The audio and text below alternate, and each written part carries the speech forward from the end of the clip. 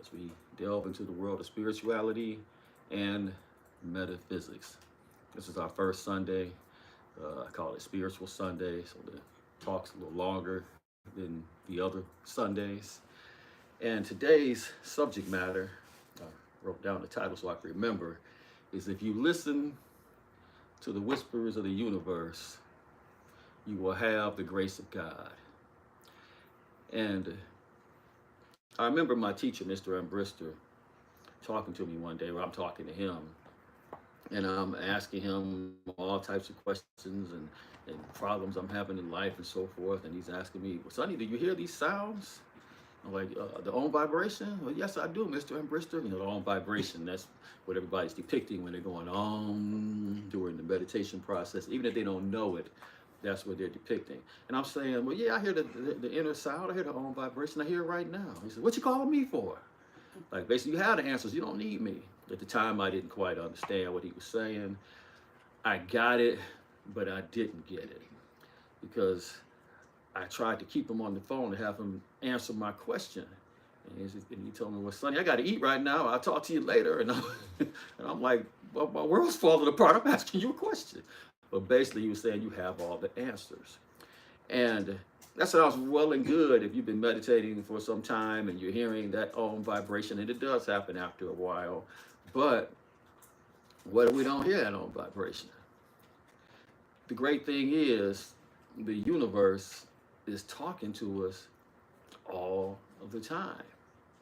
The question is, are we listening when the universe is talking to us? It can talk to us in the most subtle ways. And as Oprah Winfrey once said, you know, at first the universe is kind of whispering to you. And then after that, it like has to do something bigger to get your attention after you keep not listening and not listening and not listening. Not to say that we don't sometimes listen, but those times that we don't, that's when we usually get hit pretty hard. And I maintain that if we pay attention, we can know exactly what to do in life. We can know the right career for us. We can know the right career change. We can know the right mate. We can know, if need be, the mate change. We can know everything, what to do in different situations. All we have to do is pay attention when God and the universe has been talking to us. And if we do, then we have the grace. Then things are just working out magically. Then people are saying, oh, things always fall right for him or things always fall right for her. But it's falling right because we are paying attention. And when we really do, it's like magic occurs. And sometimes we have to look back and say, man, how's everything been working out so well? But if you listen to the whispers of the universe, you will have the grace of God. If you don't, then you won't have the grace. And if you really ignore as God and the universe talks louder and louder to you, you will have what we consider to be calamities. Really, it's just another opportunity. it's it's God's way of saying, well, I got to get you over here. You're over here. So you're not listening to me at this point. I got to do some more things to get you there. And I saw a movie the other night, last night I guess it was, my wife Kelly and I, yesterday. And this movie Maria, about Maria Chalice or Callis, I can't remember, can't pronounce the name right. Callis, there we go. And it was a fantastic movie. And like so many other movies that have to deal with people of a certain accomplishment and fame, and maybe it's with all of us, or maybe it's with many of us, but with so many movies like that, there was a certain, as I was talking to the guy in the bathroom, and when I left out of the theater, he was saying it was a great movie, but it was tragic, you know. But the tragedy occurs on account of not listening. God's talking to us all the time, but are we going to listen? Here she is, this wonderful opera singer, had this wonderful career, and many times, even when that happens, even in the midst of the wonder, we don't know that we have it good. Just recently, with my business, I was talking about how busy things are during the fall season, how we're almost like we're overwhelmed. And then the person I was talking to said, that's a good thing. I said, yes, I have to remind myself of that. Sometimes we don't know when we have it good. Well, she had it good, and then as she gets into her 50s, her voice is going, where she cannot sing on that level. And that's when God is saying, it's time, I have other things for you. I have other things for you to conquer. Time to move to a new place. If you can move to that place, it is wonderful. She was not moving to that place. She kept trying and trying and practicing and practicing and straining and straining. And the doctors are telling her pretty much this will kill you. And that's what happened. But we see it so often. And when I saw that scene, as much as I like to call myself paying attention to the universe, I could identify with it. As I saw that scene, I was reminded of a situation in my world where, I got hurt, I broke both my ankles. I'm walking around great now, feeling very little pain, if any. But in my business, I was used to being able to go on roofs all the time and do certain types of work on the roof. And whenever I even wanted it to get caught up, even if I had other crews going out or something, I could just say, hey, I can go out there and I can do X number of houses, we'll be caught up. And just recently, I tried that for one day. And I realized you don't need to be up there no more. Not after that injury. Now, nothing happened, but, and I'm great now, but the next day I felt it. And when I was watching her strain and strain, I said, that was me not too long ago. That was crazy. Can't do it. And I picked the easiest, the easiest of those jobs, but still, it was a crazy thing.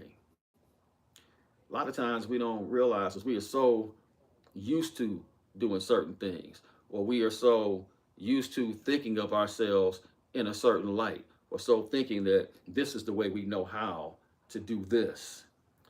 And not too long ago, we were in a meditation class in here, and a friend of mine who was in here, meditation student, was we were just talking, and it wasn't even a class. It was just we were just kind of hanging out. There was a few of us that were in the meditation, and he was saying, I watched your life, and you're so much further than where you are. Sometimes I think you may not know how far you've gotten.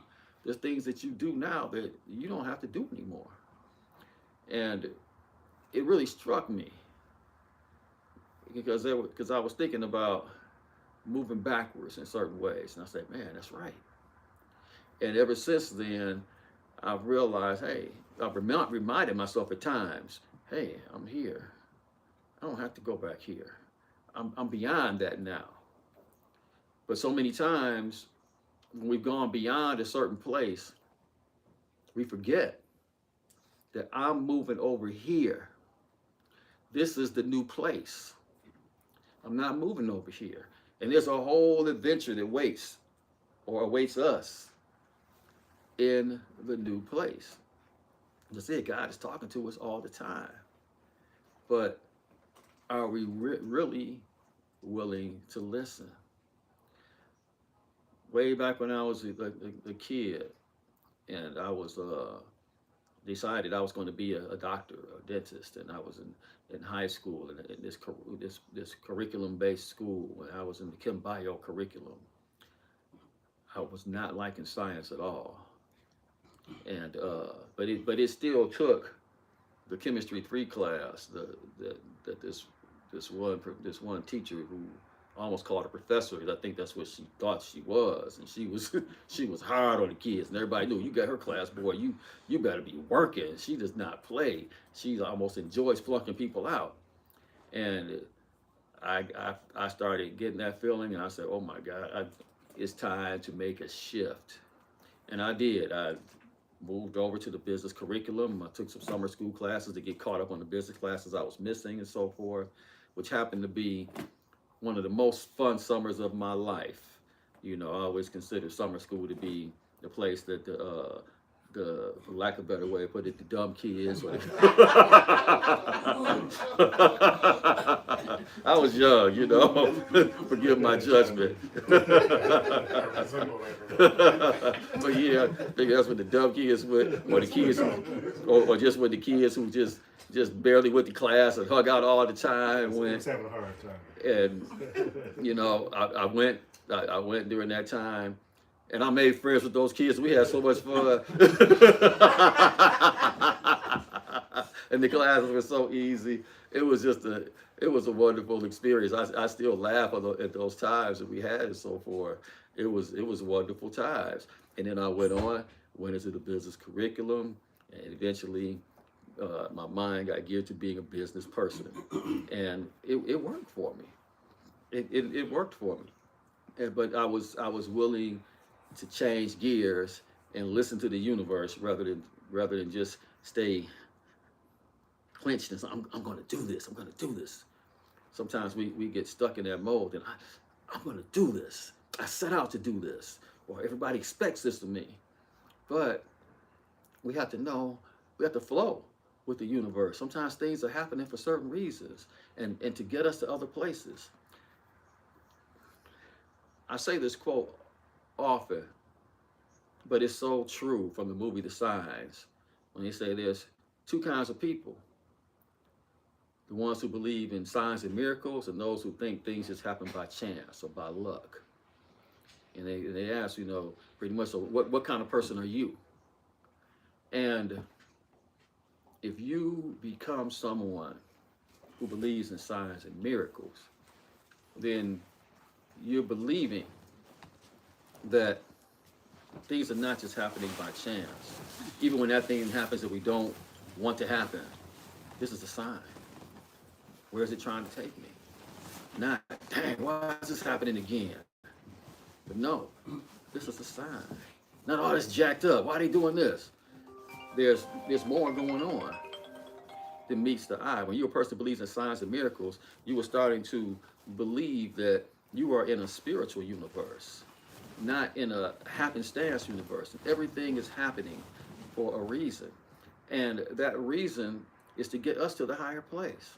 That reason is to get us to our most happy place. The higher place is our most happy place. Sometimes it's right in the midst of a challenging adventure, and we find the most fun in that place. When you become someone who believes in signs and miracles, you're able to move forward. You're able to look at things and say, hey, not only is this like with Maria Callas, not my voice is going, this is a terrible thing. I've always been this diva. As one guy told us, said, your voice is on millions of records. Millions of records. People all throughout the world are listening to. But not what's the next adventure, but this is a terrible thing.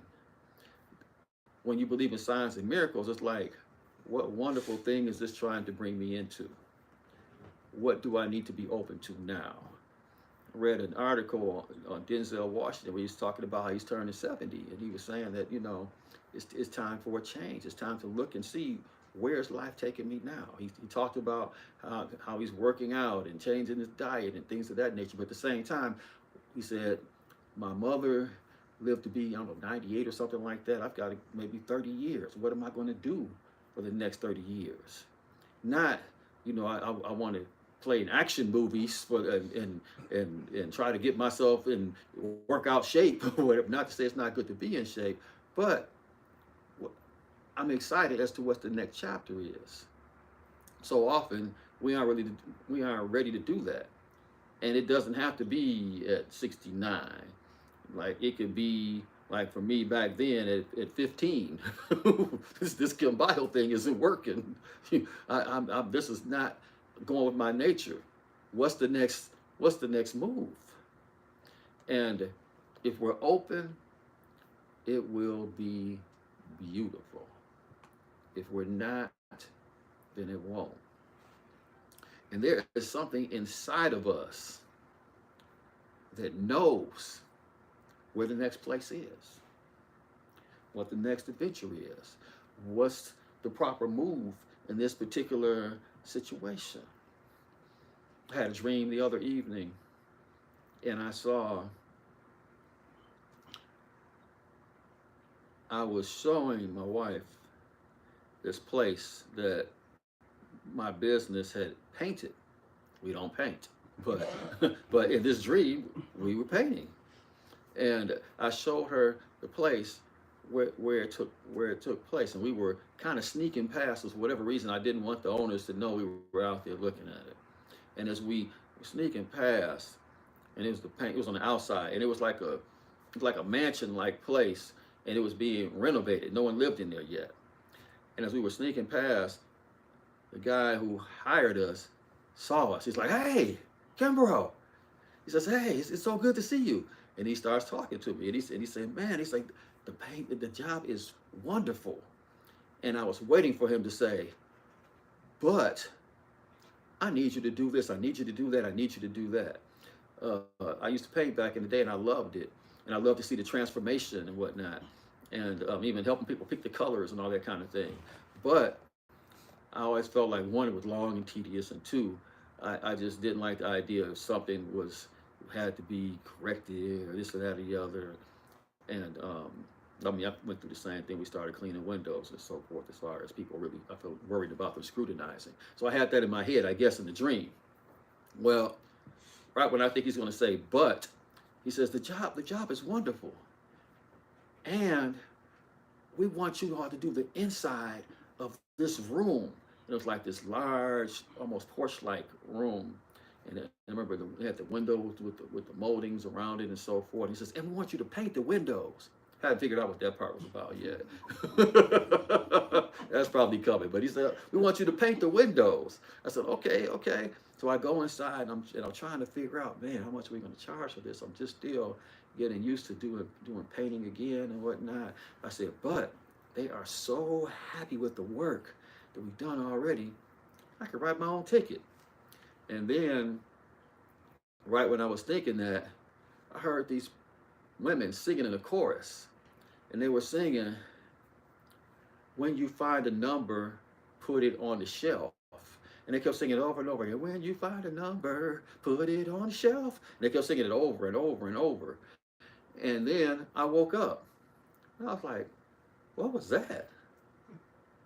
And then I remembered something. I remembered the time I was in a dream, and I saw this preacher, and his name was Daniel, and he was speaking to me. And then I went and opened it up to the book of Daniel in the Bible, and was talking about everything I was going through and some changes I was making in my world. And I said, "Oh, I got to adopt that." And I didn't even know there was a book of Daniel in the Bible.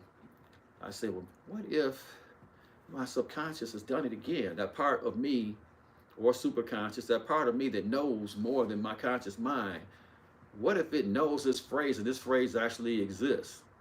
So I typed the phrase in the computer. To my surprise, it came up.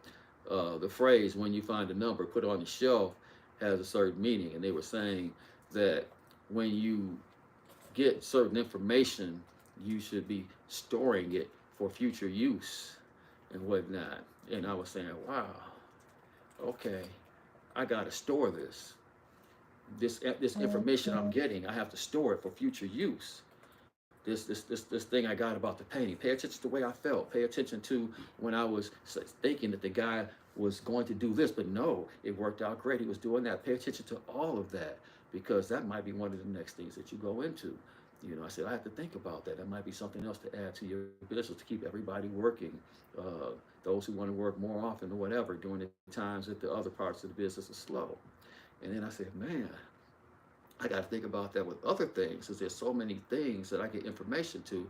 I need to put that information on a shelf, make sure I'm using it for further use, because there's some things that I do and there's certain things that I don't. I said, man, when you find a number, put it on the shelf.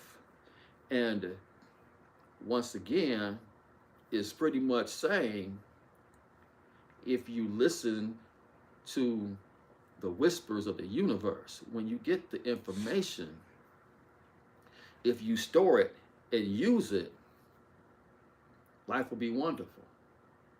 You'll have the grace. Things will be magically working out for you. And I talk about it often in 08, 09 when the people's business was slow. Mine wasn't, because I got a science of information telling me, hey, start doing this, hey, start doing that. I didn't even realize that I was having the grace. I didn't even realize that that's why I was still making as much money as I was before, when all these other people I knew were having trouble with their business. But if you listen to the whispers of the universe, you will have the grace.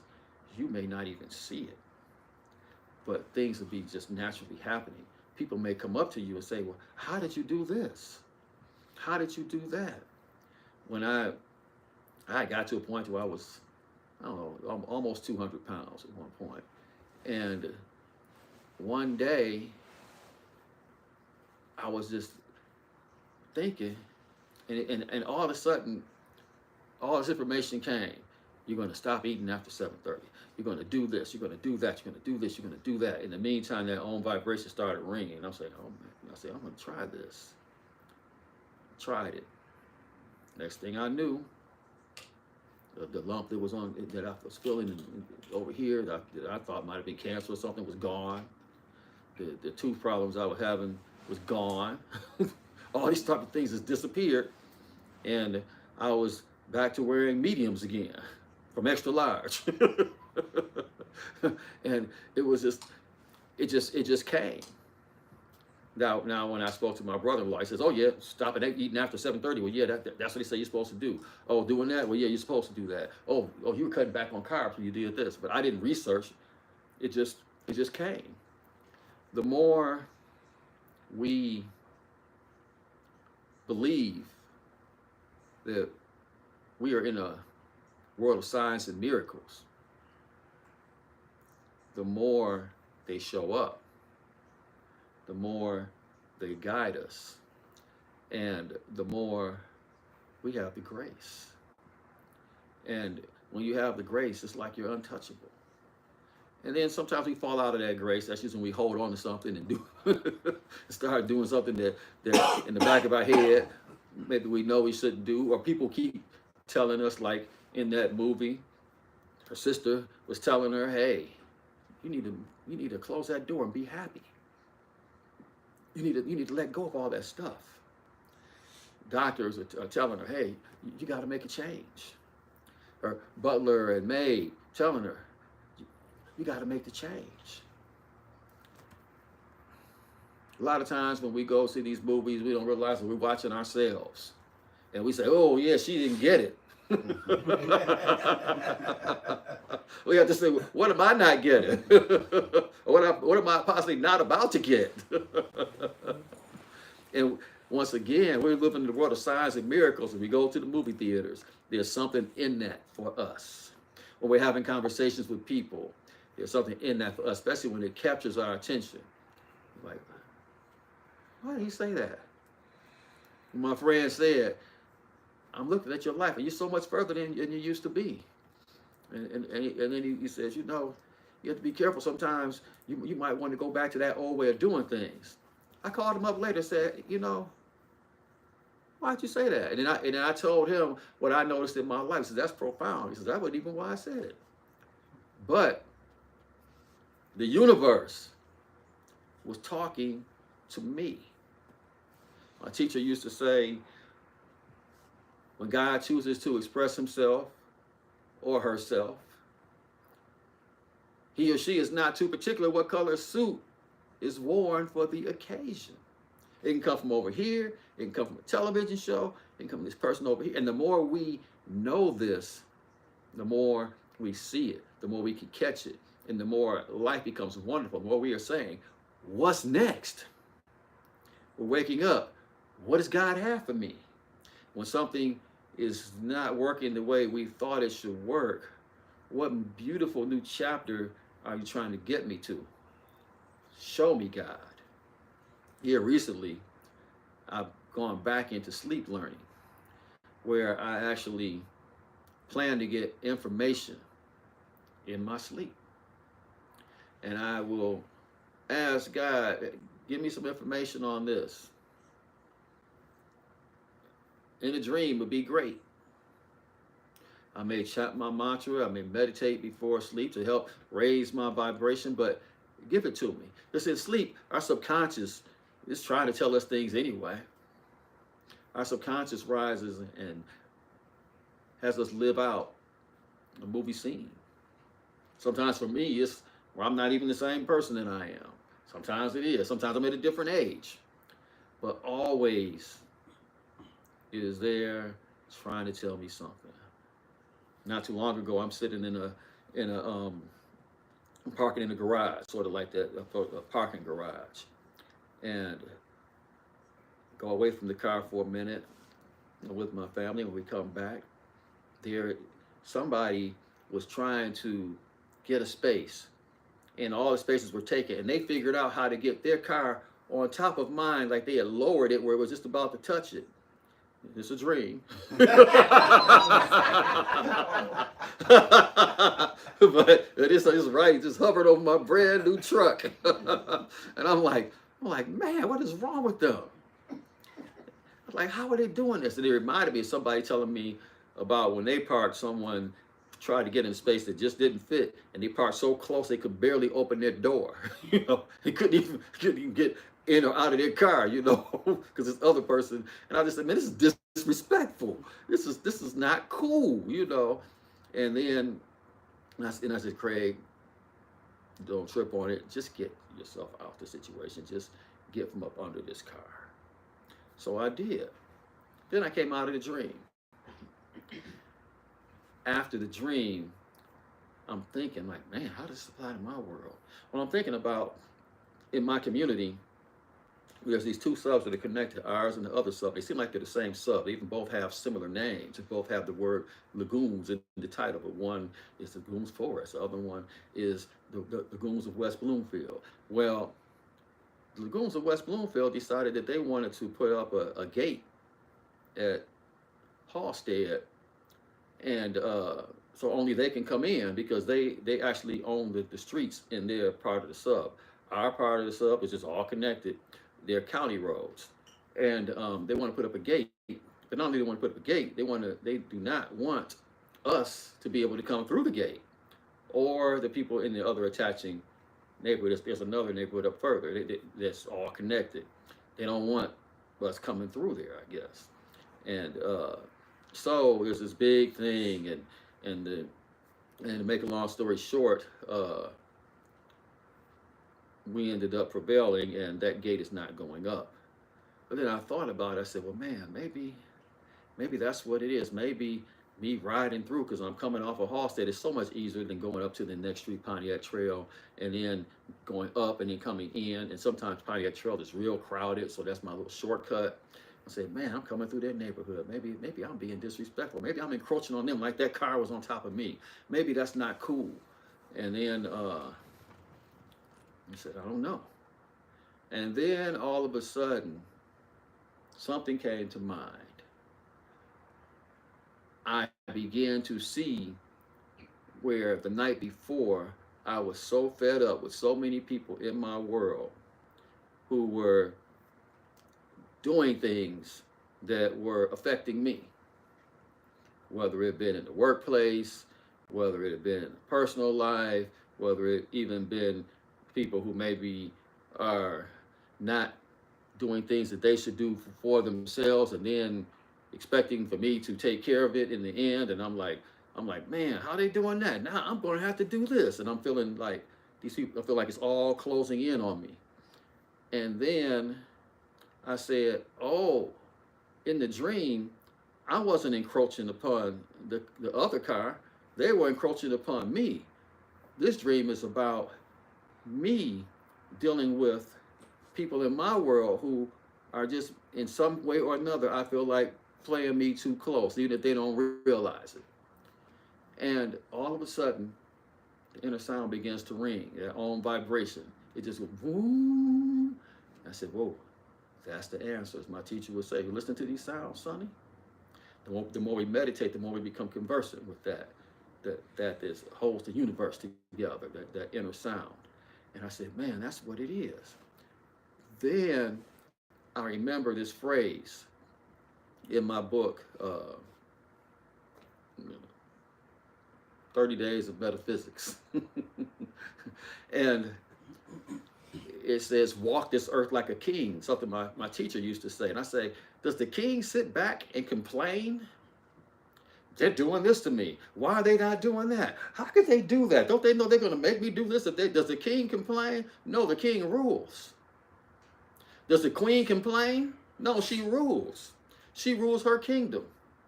And when I'm ruling my kingdom, that's me being in control of what I do, how I react in my world. And I mean, I went out into the day, I felt so good. All those things that bothered me about all those other people did not bother me in the slightest.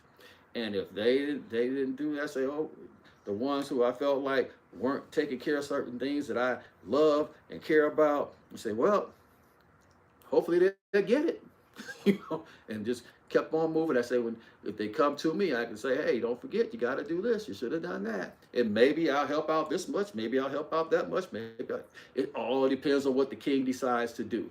I realized I'm in control. It was a wonderful thing. But again, the world, the universe is always trying to talk to us. We have a dream. Don't just think it's a dream. You say, hey, God, tell me what it's about. Tell me later on. If I can't get it now, give me some idea. Tell me what it's about. Your life is a dream. When something is happening in your world, it seems strange, seems offbeat, catches you off guard, doesn't make any sense, just store it and say, hey, this is something that's happening and it's trying to get me to another place. Reveal it to me.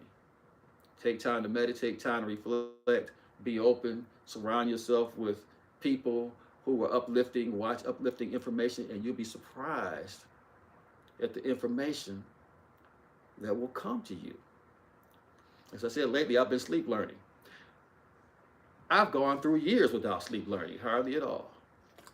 But when I start expecting the universe to talk to me more, all of a sudden, all these dreams are coming. What we expect shows up. You expect information, and information is about to start coming. Are you ready for it? Expect it.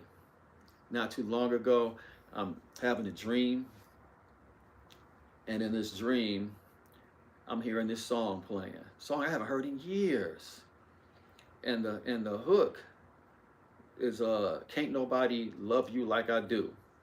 And I mean, it's just sounded wonderful to me. And they're just singing, can't nobody love you like I do.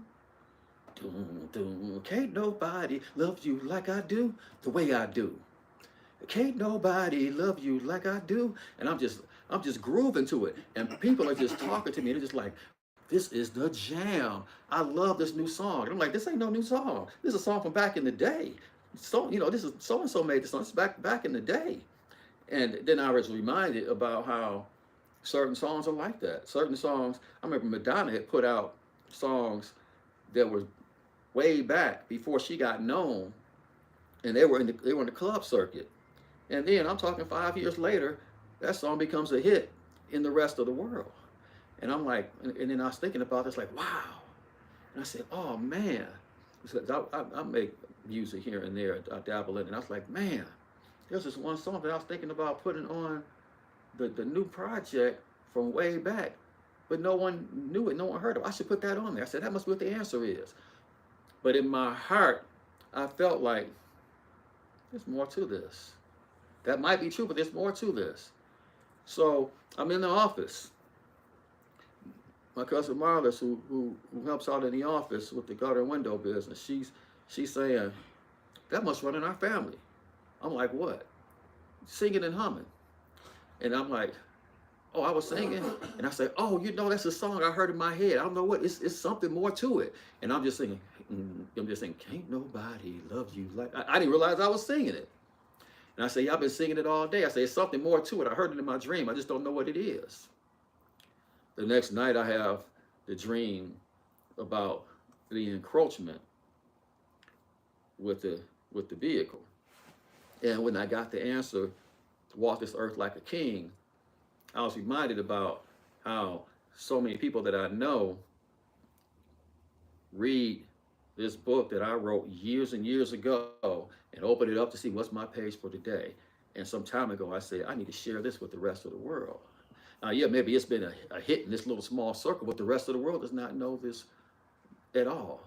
And I'm supposed to be pushing this to the rest of the world. When that came, all of a sudden, once again, I got the otherworldly feeling. I said, now that's the answer I've been looking for. The inner sound starts ringing. I'm like, oh man, that's it. Sometimes, as we are looking for signs and miracles, even if we don't know what it is, or we know something else is to it, we just remind ourselves, hey, God's trying to tell me something else. It's coming. Don't know when it's coming. Don't know where it's coming from, but it's coming. And if we do it, it'll show up. We are in a world that is magical, and it is all happening for our benefit. Every step of the way. When something seemingly bad has happened, it's just happened because we haven't listened. But we're given the opportunity. That bad thing is giving us the opportunity. It's hitting us hard enough to where maybe now we'll make the change. Maybe now we'll see it. The question is, are we going to see it? If we do, we will have the grace. Wonderful things will happen. We will move most marvelously into areas that we didn't even see ourselves moving into before. The business that I have now, I couldn't see that when I was a kid. The life I have now, I couldn't see that. The home I have now, I couldn't see that. The wife, none of those things I could see. But it's become more and more open to what God is telling us, and more to the grace. We get revealed more and more. And then our job is to have the guts to trust and move on it. Last thing I'll say is, if you haven't watched it in a while, it's the season. Watch A Christmas Carol. Kelly and I watched that last night. It is one of the most spiritual movies with the ghost of Christmas future, or the ghost of whatever. It is one of the most incredible movies. Christmas Carol, and with Ebenezer Scrooge. It is one of the most. It is so deep, and he's shown, if you would have been more open, this is the life you could have had. But not to lament that, because he is also being shown, if you keep going on this direction, this is the life you're going to have. It is not a good looking life. But he's also learning that, hey, I could be a whole new person. And he comes and he lives a beautiful life, and he's a benefit to everyone around, more than almost anyone else around, when he was the one that was terrible to everybody. This is true with all of us. What we need is inside, and it's trying to get our attention. All we have to do is be open. I'd like to thank you for listening. I hope you enjoy it.